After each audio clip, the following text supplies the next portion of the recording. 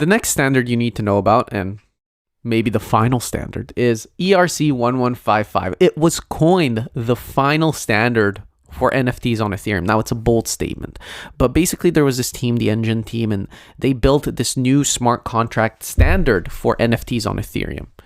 And basically, you can think of it as an enhancement of ERC 721 or a superset of the template that was ERC 721.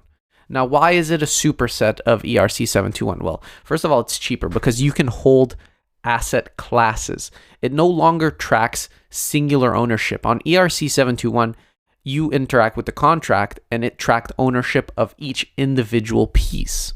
What this meant was that if you had NFTs on an ERC 721 contract, let's say you owned 5 assets.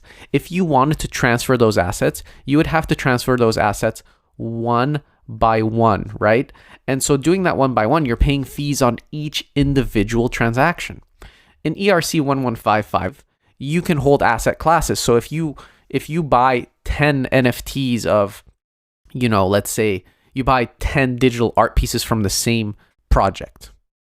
Now in ERC 1155, you can hold all of those 10 together and you can sell them together. You can transfer them together. So it's cheaper. You don't have to pay as many gas fees going back and forth because you can sell them in bulk. There's a lot of enhancements, but it's a superset because you can also create an ERC 721 asset inside of a smart contract that is ERC 1155. Now, this is a complicated mechanism for saying that they're complementary. Basically, they're complementary. They're not competition. ERC 721 can't support ERC 1155, but ERC 1155, the smart contract type, can support assets of this type.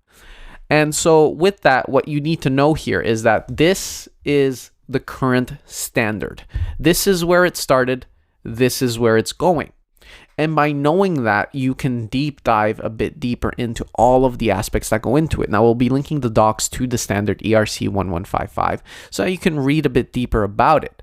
But at the end of the day, this is what most marketplaces are running on right now and how asset classes are kind of divvied up, right? We want things to be cheaper, faster, smarter, because Ethereum can cost a lot of money when you're paying these gas fees to transfer things. And ERC 721 did a lot of good things, but the enhancements that come from 1155 far outweigh the benefits of 721. And that's where the trickiness lies.